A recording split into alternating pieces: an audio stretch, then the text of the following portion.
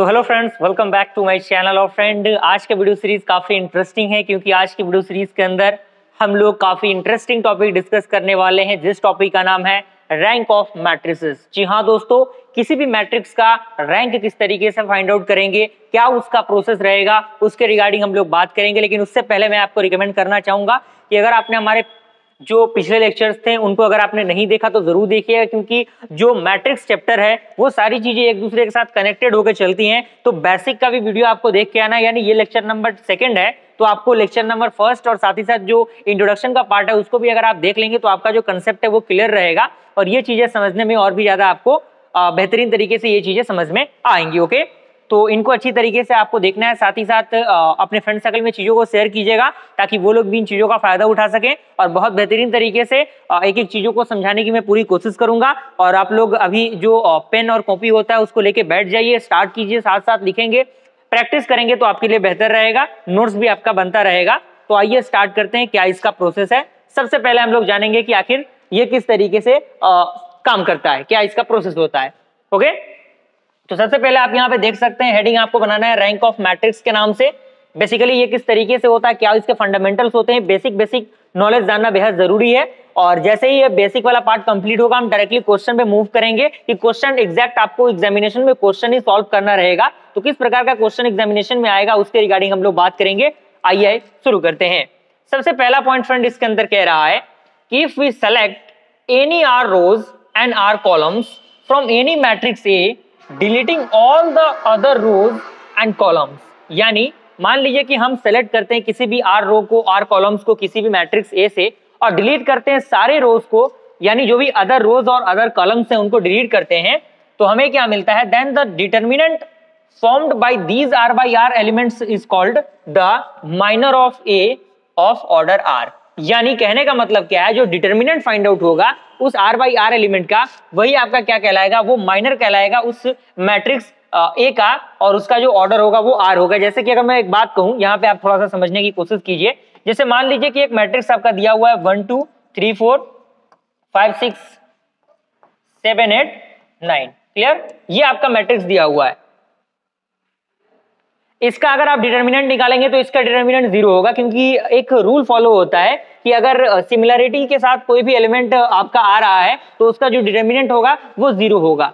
अगर यहाँ पे 1 square 2 square 3 square 4 square 5 square 6 square 7 square, यहाँ पे स्क्वायर थोड़ा सा आप कीजिएगा, अगर रहेगा तो फिर भी वो जो वैल्यू होगा उसका डिटरमिनेंट का वो भी 0 होगा। लेकिन ऑल्दो मैं चीजों को बताने की कोशिश ये कर रहा हूं, यहाँ पे आप थोड़ा सा देखिए, जो एग्जैक्ट मैं बताने की कोशिश कर रहा हूं कि माइनर बेसिकली होता क्या है।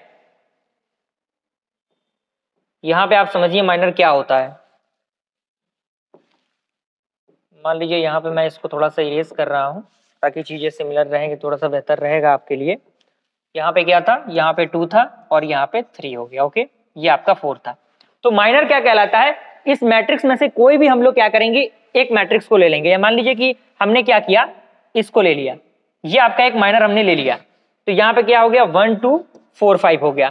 तो इसका डिटरमिनेंट हमें फाइंड आउट करना है, तो इसका डिटरमिनेंट क्या होगा 5 और माइनस क्या होगा 8, तो इसका क्या होगा -3 होगा। तो यही यहाँ पे कह रहा है माइनर, यानी ये ऐसा नहीं कि केवल एक ही होगा, ये भी हो सकता है, ये भी हो सकता है, ये भी हो सकता है, या फिर कोई अदर जो कह सकते हैं ये हो सकता है। तो इससे जो मैट्रिक्स निकल के आता है वही आपका माइनर कहलाता है, जो कि आपका कह रहा है। तो माइनर का जो पॉइंट है वो आपका क्लियर होना चाहिए कि बेसिकली माइनर होता क्या है। क्लियर, आगे बढ़ते हैं हम लोग। इसको मैं इरेज करूंगा क्योंकि चीजें काफी ज्यादा हौच पौच हो जाएंगी तो थोड़ा सा बेहतर नहीं लगेगा, और आपके बेसिक अंडरस्टैंडिंग के लिए ये सारी चीजें बतानी जरूरी थी। और चूंकि जो बेसिक वाला हमारा लेक्चर था उसको भी आप देखिएगा, उसमें बहुत सारी चीजें हैं जो कि कवर अप करनी जरूरी है आपके लिए। अगला पॉइंट कह रहा है कि clearly there will be a number of different minors of the same order and got by the deleting rows and columns from the same matrix. जैसा कि मैंने अभी बताया कि हम अगर मान लीजिए उस मैट्रिक्स में से एलिमेंट्स को डिलीट करेंगे तो उसके बहुत सारे माइनर्स बन सकते हैं, और उसके अकॉर्डिंग जो हमें होगा वो सॉल्व करना होगा उसका डिटरमिनेंट, वही इस पॉइंट के अंदर कह रहा है। वो सारी चीजें आप देख लीजिएगा। उसके बाद यहाँ पे कुछ डेफिनेशन है रैंक ऑफ मैट्रिक्स के रिगार्डिंग, जो कि ये बेसिक पॉइंट था, जिस पॉइंट का जानना आपके लिए जरूरी था। यहाँ पे डेफिनेशन स्टार्ट होता है कि आप किस तरीके से रैंक ऑफ मैट्रिक्स आर को डिफाइन करेंगे। पहला पॉइंट कह रहा है कि matrix is said to be of rank r when, यानी कोई भी मैट्रिक्स को जो आप उसका रैंक आर होगा, हम उसको कब कहेंगे? जब सबसे पहला कंडीशन कह रहा है कि it has at least one non zero minor of order r, यानी जिसके पास कम से कम एक नॉन जीरो कह सकते हैं माइनर जो हो वो हो। तो माइनर मैंने बताया कि माइनर क्या होता है, तो वही आपका क्या होगा, उस ऑर्डर आर जो मैट्रिक्स रहेगा उसका जो माइनर है वो एक नॉन जीरो होना चाहिए। पहला कंडीशन ये है, कम से कम एक नॉन जीरो होना चाहिए, मल्टीपल नॉन जीरो हो चलेगा। यहां पे आपका देखिए कह रहा है कि every minor of order higher than are vanishes, यानी हर एक माइनर में जो ऑर्डर आर होगा उसका जो हायर आर होगा उसको हम लोग क्या करेंगे, वेनिस करने की कोशिश करेंगे, यानी उसको रिमूव करने की कोशिश करेंगे। तो ये बेसिक सा डेफिनेशन था जिनका जानना आपके लिए बेहद जरूरी था। ऑल्दो लास्टली हमारा पॉइंट होता है कि हम किस तरीके से सॉल्व करेंगे क्वेश्चन को। तो ये आपको देख के घबराने की जरूरत नहीं है, ये चीजें क्या हो रही हैं। हो सकता है थोड़ा सा आपको चीजें समझ में ना आ रही हो, लेकिन आप लोग बने रहिएगा, बहुत बेहतरीन तरीके से चीजों को मैं समझाने की कोशिश करूंगा। आगे बढ़ते हैं, इन सारी चीजों को आप लोग लिख लीजिएगा।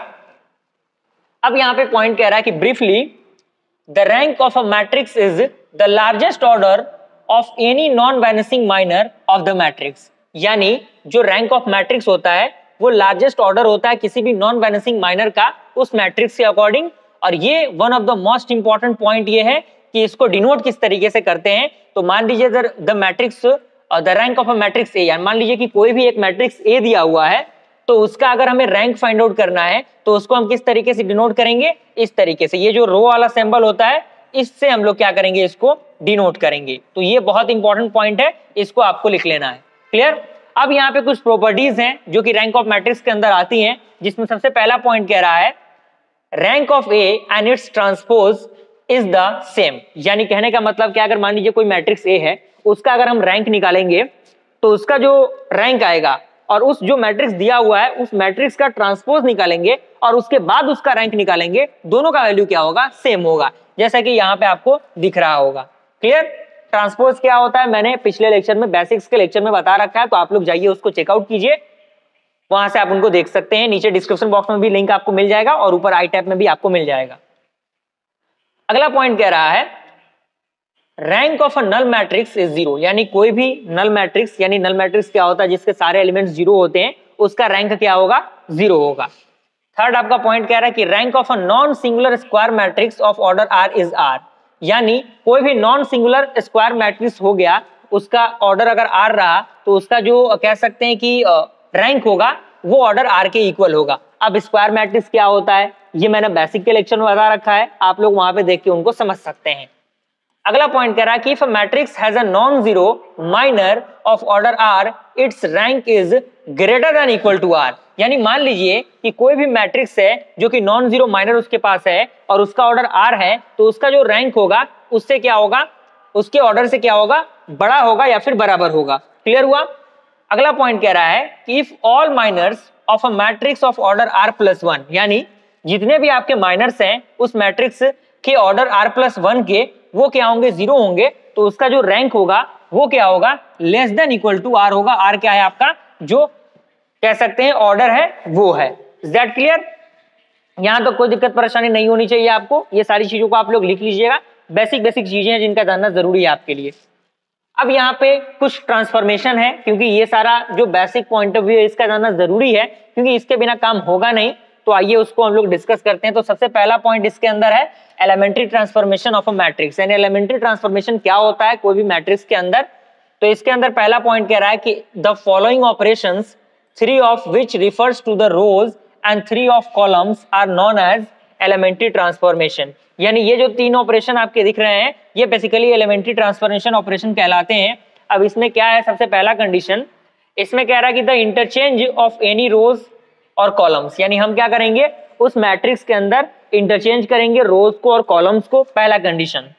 सेकंड कंडीशन आपका कह रहा है the multiplication of any rows columns by a non zero number, यानी हम मल्टीप्लाई करेंगे किसी भी रो में किसी भी कॉलम में, तो वो क्या होगा, एलिमेंट होना चाहिए नॉन जीरो, यानी कोई भी नॉन जीरो जो नंबर्स होते हैं उनका हम मल्टीप्लाई कर सकते हैं उस मैट्रिक्स के अंदर।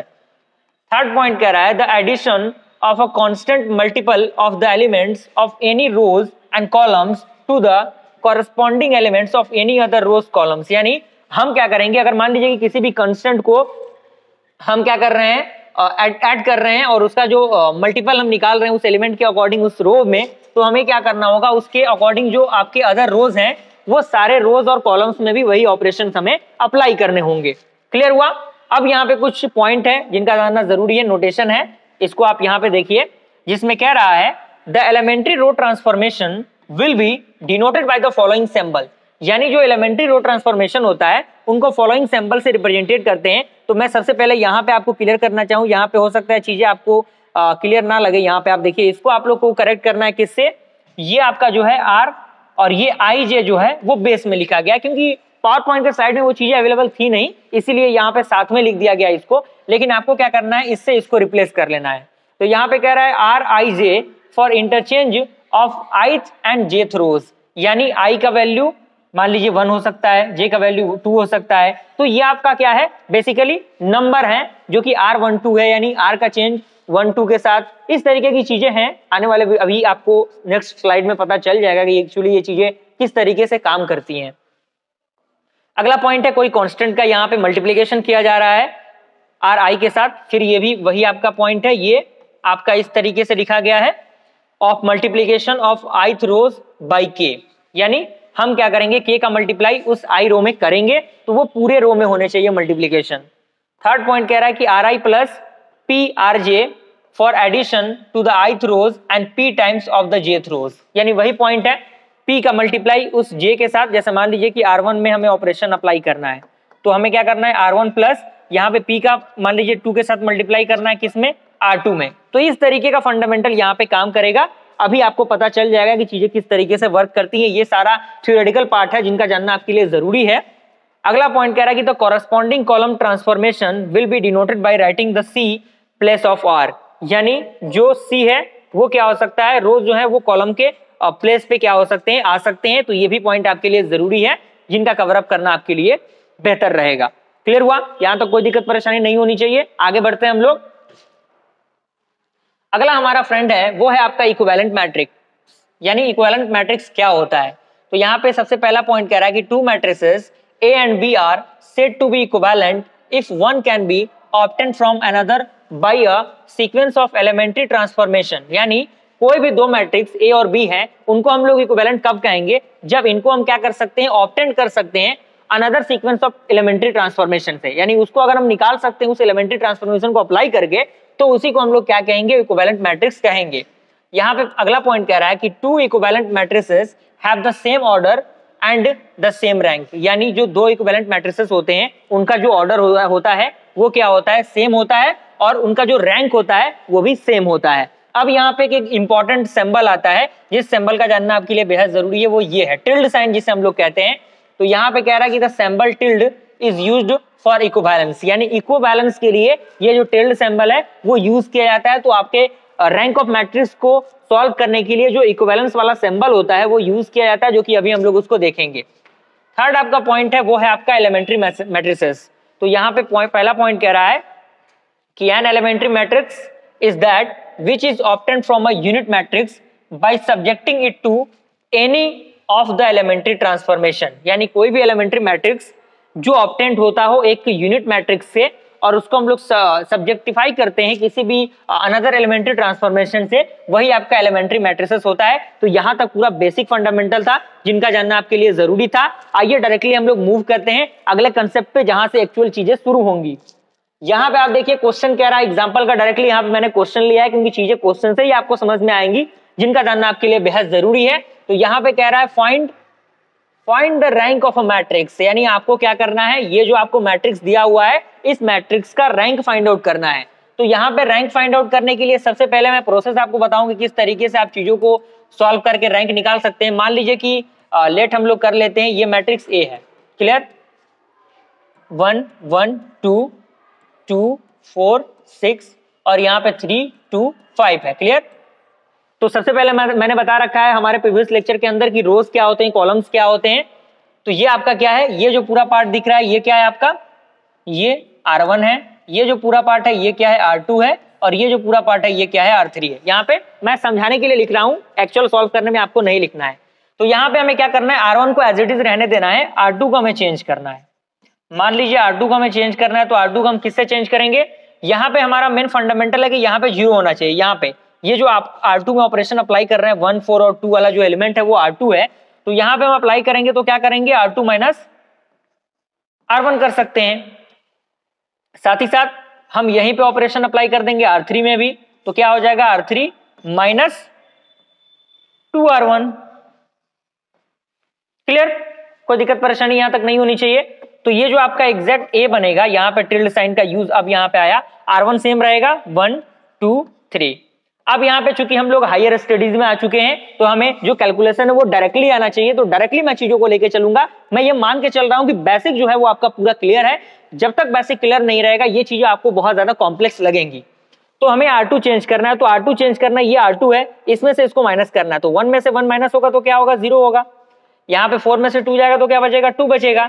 यहां से इसमें से इसको हम माइनस करेंगे तो क्या बचेगा, -1 बचेगा। अब यहाँ पे R3 में अप्लाई करना है, तो R3 तो एज इट इज रहेगा, लेकिन R2 में 2 का मल्टीप्लाई हो जाएगा, तो यहाँ पे 2 हो जाएगा। यहाँ पे 1 है तो यहाँ पे क्या होगा, 2 हो जाएगा। तो फिर 2 - 2 क्या हो जाएगा, 0 हो जाएगा। और यहाँ पे फिर से क्या होगा, 4 हो जाएगा। तो 6 - 4 क्या होगा, 6 - 4 क्या होगा, 2 होगा। उसके बाद यहाँ पे क्या होगा, ये 6 हो जाएगा और ये 5 है, तो 5 - 6 क्या होगा, -1 हो जाएगा। यहाँ तक कोई दिक्कत परेशानी नहीं होनी चाहिए, यहाँ तक कवरअप है, कोई दिक्कत यहाँ पे नहीं होनी चाहिए। अब यहाँ पे हम क्या करेंगे, या तो हम ऑपरेशन अप्लाई कर दें R2 में, या तो हम ऑपरेशन अप्लाई कर दें R3 में। आप जहां पे चाहे अप्लाई कर सकते हैं। तो हम मान लीजिए कि अप्लाई कर रहे हैं R2 को हम चेंज कर रहे हैं, मान लीजिए कि हम R3 को ही चेंज कर रहे हैं, R3 को चेंज कर रहे हैं R3 माइनस R2 से। तो हमारा जो मैट्रिक्स A है वो क्या बनेगा, टिल्ड सिंबल देना जरूरी है इक्विवेलेंस के लिए, 1 2 3 एज इट इज। उसके बाद ये 0, ये आपका 2 और -1 एज इट इज। ये आपका क्या होगा, 0 होगा, क्योंकि इसमें से इसको माइनस करेंगे 0, 2 में से 2 गया 0, और ये आपका -1, और यहाँ पे ऑलरेडी माइनस यहाँ पे है, तो क्या हो जाएगा, -1 + 1 कितना होता है, 0 होता है, तो ये 0 आ गया। तो आप देख सकते हैं यहाँ पे एक जो आपका रो है वो पूरा 0 आ गया, और जो 2 रो हैं आपके वो नॉन जीरो हैं। ये आपके 2 रोज जो हैं वो आपके क्या है, नॉन जीरो हैं। तो इसीलिए इस मैट्रिक्स का जो रैंक होगा, तो रैंक ऑफ ए क्या हो जाएगा, आपका 2 हो जाएगा। क्लियर, यहां तक कोई दिक्कत परेशानी आपको नहीं होनी चाहिए। बहुत बेहतरीन तरीके से मैंने इस क्वेश्चन को सॉल्व किया है।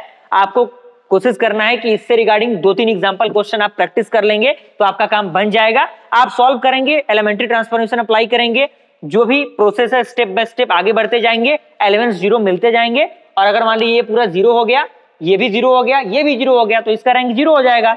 मान लीजिए ये पूरा 0 है, ये भी 0 हो जाता तो इसका रैंक 1 हो जाता। अगर मान लीजिए आप अप्लाई कर रहे हैं, अगर सॉल्व नहीं हो पा रहा है, तो उस कंडीशन में ये क्या होगा, रैंक इसका क्या हो जाता, 3 हो जाता।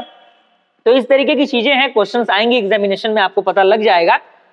फिलहाल यहां तक कोई दिक्कत परेशानी नहीं होनी चाहिए। कमेंट में जरूर बताइएगा किस तरीके की चीजें लग रही हैं आपको।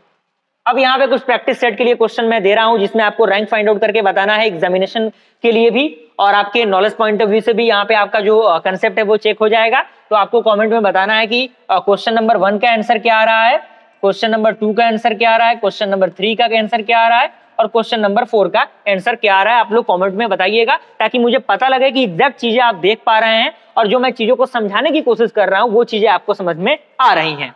Is that clear? ये पूरा स्क्रीनशॉट आप लीजिए, इसका आपको सॉल्यूशन फाइंड आउट करके कमेंट में बताना है। क्लियर, आगे बढ़ते हैं हम लोग।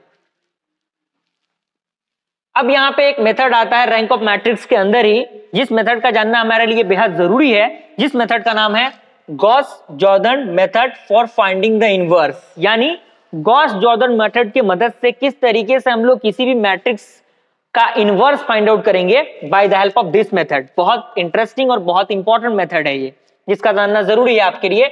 इसी के अंदर आता है, इसीलिए मैंने इसी वीडियो के अंदर इसको रखा है। बहुत सारे लेक्चर्स इससे सेपरेट भी बनते हैं, लेकिन मैंने सोचा कि ये इसी का पार्ट है, तो इसी के अंदर इसको ऐड किया जाए तो बेहतर रहेगा, बेसिक अंडरस्टैंडिंग आपका क्लियर हो जाएगा। तो यहाँ पे सबसे पहला पॉइंट कह रहा है कि those elementary row transformation which reduces a given square matrix A to the unit matrix when applied to the unit matrix I is I give the inverse of A। यानी जो एलिमेंट्री रो ट्रांसफॉर्मेशन रिड्यूस करेगा given square matrix को, तो उसका जो unit matrix होगा, तो हम अप्लाई करेंगे उस यूनिट मैट्रिक्स I को उस गिवन इनवर्स ऑफ A के अकॉर्डिंग। अब ये स्टेटमेंट क्या है, मुझे पूरी उम्मीद है कि आपको समझ में नहीं आ रहा होगा, लेकिन फिर भी स्टेटमेंट है, देखना जरूरी है, तो मैं इसको लेके बता रहा हूं आपको। एग्जांपल से डायरेक्टली चीजें समझ में आ जाएंगी। अगला पॉइंट कह रहा है कि let the successive rows transformation which reduces A to I, यानी जो ए को आई से रिड्यूस करता है, result from the premultiplication by the elementary matrices R1 R2 R3 and up to Ri, so that okay, यानी ये आपका R1 है, ये आपका R2 है, इसको थोड़ा सा आपको करेक्ट करते हुए चलना है। तो ये आपका क्या होगा, ये स्टेटमेंट मान लीजिए मैंने यहाँ पे लिखा है, जैसे कि आपका यहाँ पे देखिए, यहाँ पे भी आपको क्या करना है, Ri करना है, Rj करना है, क्लियर, -1 और डॉट डॉट डॉट R2, यहाँ पे क्या है, ये आपका R2 R1 और ये आपका क्या है R1A है। तो इस तरीके से चीजें हैं जो कि आप यहाँ पे देखिए, यहाँ पे 1 है और यहाँ पे मान लीजिए 1 है, ओके। तो यहाँ पे A इंटू A इनवर्स हुआ, तो इसका जो वैल्यू आएगा, मान लीजिए यहाँ पे क्या है, सारे एलिमेंट्स में A इनवर्स का मल्टीप्लीकेशन हो रहा है, तो यहाँ पे I के साथ भी A इनवर्स का मल्टीप्लीकेशन हुआ, तो यहाँ से हम उसको रिमूव कर देंगे, तो आपका क्या होगा R2 R1 इंटू I, क्योंकि A से A इनवर्स कैंसिल आउट हो जाएगा, तो यहाँ पे बचेगा क्या आपका आइडेंटिटी, यानी आपका I, कहने का मतलब क्या है आपका, ये है आइडेंटिटी मैट्रिक्स, जो कि मैंने बेसिक लेक्चर में बता रखा है। तो ये आपका स्टेटमेंट निकल के आया। अब ये सारी चीजें किस तरीके से वर्क करती हैं, क्वेश्चन के अकॉर्डिंग समझ में आ जाएगा आपको। फिलहाल आप लोग सारी चीजों को लिखते चलिए। वर्किंग रूल की हम बात करें, to equate a to the power -1, यानी इनवर्स को फाइंड आउट करने के लिए इसको आप लोग इससे रिप्लेस कीजिएगा। तो write the two matrices a and I said to be side by side, यानी हम क्या करेंगे, राइट करेंगे टू मैट्रिक्स को, a को और I को side by side, and then perform the same row transformation on both, यानी हम क्या करेंगे, दोनों साइड बिल्कुल सिमिलर ट्रांसफॉर्मेशन को परफॉर्म करेंगे, जो भी रो ट्रांसफॉर्मेशन हमें अप्लाई करना है। And so a is reduce to I, तो जो आपका a रहेगा वो किस में रिड्यूस हो जाएगा, I में रिड्यूस हो जाएगा, यानी आइडेंटिटी मैट्रिक्स में रिड्यूस हो जाएगा। तो the order of matrix represented A inverse, तो ये क्या हो जाएगा, A इनवर्स में रिप्रेजेंटेड हो जाएगा। कहने का मतलब क्या है, मान लीजिए A आपका ये दिया हुआ है, क्लियर, मान लीजिए 1 2 3 4 5 6 7 8 9 आपका दिया हुआ है। तो हमें इसमें क्या करना है, एलिमेंट्री रो ट्रांसफॉर्मेशन अप्लाई करना है, यानी रो में कॉलम में ऑपरेशन अप्लाई करके इसको कैसा हमें बनाना है, इसको हमें इस तरीके से बनाना है कि ये इस फॉर्मेट में आ जाए, यानी ये इस फॉर्मेट में आ जाए। अगर इस फॉर्मेट में आ गया तो समझिए कि आपका जो इनवर्स है, इस साइड वाला जो वैल्यू रहेगा वो जो आपका यहाँ पे रहेगा वही आपका क्या होगा, उस मैट्रिक्स A का क्या हो जाएगा, उस मैट्रिक्स A का इनवर्स हो जाएगा। क्लियर, समझने के लिए यहाँ तक जानना जरूरी था, इसीलिए इस चीज को थोड़ा सा थ्योरेटिकल पार्ट से मैंने बताया है। डायरेक्टली एग्जांपल की तरफ हम लोग मूव करेंगे। यहाँ पे देखिए, यहाँ पे बहुत बेहतरीन तरीके से चीजें आपको समझ में आएंगी, बहुत बेहतर तरीके से मैं समझाने की पूरी कोशिश करूंगा, इसीलिए मैंने चीजों को बहुत पहले ही लिख रखा है ताकि कैलकुलेशन वगैरह में कोई प्रॉब्लम ना हो, आपको भी डायरेक्टली चीजें समझ में आए। और अगर आपने इस थ्योरम को बहुत पहले ही पढ़ रखा है तो थोड़ा सा आप प्रैक्टिस कर लेंगे तो आपके लिए भी काम बेहतर हो जाएगा। यहाँ पे कह रहा है कि using the Gauss Jordan method find the inverse of matrix. तो यहाँ पे सबसे पहले यहाँ पे ये मैट्रिक्स दिया हुआ है, तो यहाँ पे हम क्या करेंगे, writing the same matrix side by side with the unit matrix of order 3 we have. समझने की कोशिश कीजिए क्या किया गया है। ये जो मैट्रिक्स है, इस पूरे मैट्रिक्स को एक बड़े पार्ट में लिख लिया गया है और यहाँ पे क्या किया गया है, मान लीजिए कि एक बैरिकेड का काम कर रहा है, तो यहाँ पे डॉटेड डॉट लाइन से आप रिप्रेजेंटेड कर सकते हैं। देखिए मैं यहाँ पे थोड़ा सा बताऊं, तो यहाँ पे आप क्या कर सकते थे, इस तरीके से भी चीजों को रिप्रेजेंटेड कर सकते थे, लेकिन यहाँ पे जो दो आपको डॉट दिख रहा है इस तरीके से भी आप रिप्रेजेंटेड कर सकते थे। तो यहाँ पे हमें क्या करना है, यहाँ पे हमें जो हमारा कह सकते हैं क्या, जो यूनिट मैट्रिक्स है यहाँ पे इसको अप्लाई करना है। अब यहाँ पे जो ऑपरेशंस है वो हमें अप्लाई करने हैं। तो सबसे पहले मैं बता दूं, ये आपका R1 है, ये R2 है, ये R3 है। तो हम सबसे पहले R1 में चेंज ना करते हुए R2 में चेंज करेंगे, क्योंकि हमारा एट द लास्ट जो पॉइंट है वो ये है कि ये जो मैट्रिक्स है, ये आपका इतना पार्ट, इसको हमें 0 बनाना है, यानी ये 1 ये 1 ये 1, बाकी सारे एलिमेंट्स 0 और ये सारे कुछ भी आए वही उसके इनवर्स होंगे, यानी उस मैट्रिक्स A का इनवर्स होगा। क्लियर, तो R2 में ऑपरेशन अप्लाई हुआ, R2 माइनस R1, R3 में ऑपरेशन अप्लाई हुआ, R3 प्लस 2R1। तो ये जैसे ही ऑपरेशन अप्लाई हुआ तो ये जो मैट्रिक्स आपका हुआ इस फॉर्मेट में बदल के आ गया, तो इस फॉर्मेट में आ गया। अब अगेन हम लोग क्या करेंगे, ऑपरेशन अप्लाई करेंगे। तो R2 में हमने ऑपरेशन किसका अप्लाई किया, ये R2 है, तो R2 में 1/2 R2 का किया हमने, यानी यहाँ पे क्या होगा, यहाँ पे डिवाइड होगा, जैसे कि यहाँ पे अप्लाई किया गया है। यहाँ पे R3 में हमने क्या किया है, 1/2 का डिवीजन किया है, तो सब में वही होगा, सब में वही होगा। क्लियर, यहाँ पे सब में वही होगा, सब में यहाँ पे वही होगा, ओके, सब में वही होगा, इसीलिए मैं यहाँ पे 2 पेन का यूज कर रहा हूं मैं। आपको यहाँ पे नहीं लिखना है, समझाने के लिए लिखा जा रहा है। तो डायरेक्टली जो चीजें हैं वो इस तरीके से निकल के आ जाएंगी, इस फॉर्मेट में मैट्रिक्स आपका आ जाएगा। अगेन हम अप्लाई करेंगे मैट्रिक्स को, ऑपरेशन को, जो कि क्या है R2 है। R2 को हम चेंज करेंगे R1 माइनस R2 से, और R3 को चेंज करेंगे R3 प्लस R2 से। तो यहाँ पे आपका R1 है, R1 चेंज हो रहा है R1 माइनस R2 से, यानी इससे ये, इससे ये, इससे ये, इससे ये, इससे ये एंड ये, ओके। और R3 है, प्लस करना है, प्लस करना है, इसको प्लस करना है, प्लस करना है, प्लस करना है। तो जैसे ही ऑपरेशन को अप्लाई करेंगे तो आपका जो मैट्रिक्स है इस फॉर्मेट में बनेगा, यानी ये 1 0 6 0 1 minus 3 0 0 minus 2 3/2 minus 1/2 1/2 and so on, okay. ये आपका बनेगा। अब अगेन हमें क्या करना है, फिर से ऑपरेशन अप्लाई करना पड़ेगा, क्योंकि यहाँ जीरो तो आ चुका है, लेकिन ये भी जीरो हमें करना है, यानी एट द लास्ट पॉइंट 6 और -3 को जीरो करना है और इसको हमें 1 बनाना है। तभी तो हमारा इस साइड वाला जो मैट्रिक्स है वो फॉर्म में आएगा कि इनवर्स हम डायरेक्टली कह सकेंगे। तो हम R2 R1 में अप्लाई कर रहे हैं फिर से ऑपरेशन, R1 प्लस 3R3 से, R2 में ऑपरेशन अप्लाई कर रहे हैं R2 माइनस 3/2 R3 से, और R2 में ऑपरेशन फिर से अप्लाई कर रहे हैं। जैसे ही ये काम हो जाएगा, ये वाला काम जब हो जाएगा तब ये काम होगा, यानी R2 चेंज होगा -1/2 R2 से। आप चाहें तो अलग अलग ऑपरेशन भी अप्लाई कर सकते हैं, लेकिन इससे जो पेजेस हैं आपके ज्यादा बढ़ेंगे। लेकिन अगर आप डायरेक्टली एक ही लाइन में चीजों को सॉल्व करना चाहते हैं तो वो आपके लिए बेहतर रहेगा और आपके समय की भी बचत होगी। तो यहाँ पे आपका जो मैट्रिक्स है ये इस फॉर्म में रिड्यूस हो जाएगा। तो ये आपका 1 1 1 और ये आपके सारे एलिमेंट जीरो हो चुके हैं, आप देख सकते हैं। और ये वाला पार्ट जो है वही क्या होगा, उस मैट्रिक्स ए का क्या हो जाएगा, इनवर्स हो जाएगा, जो कि आप यहाँ पे देख सकते हैं। वही जो मैट्रिक्स है इसका इनवर्स हो गया। मान लीजिए कि ये मैट्रिक्स क्या था, मान लीजिए वो वाला मैट्रिक्स ए था, तो इसका जो इनवर्स है वो आपका ये निकल के आ चुका है। यानी एट द लास्ट पॉइंट यही जो एलिमेंट्स रहेंगे वही आपके उस मैट्रिक्स के इनवर्स हो जाएंगे। और यहाँ पे 1 1 1 यानी डायगोनली 1 होगा और बाकी सारे एलिमेंट्स जीरो रहेंगे। क्लियर?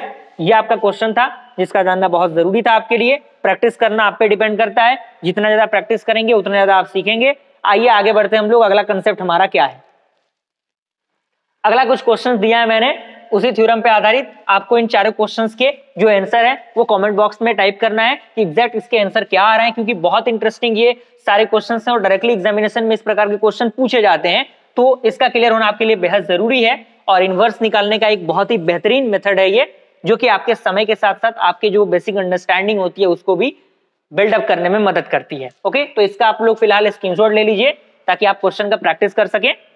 आगे बढ़ते हैं हम लोग।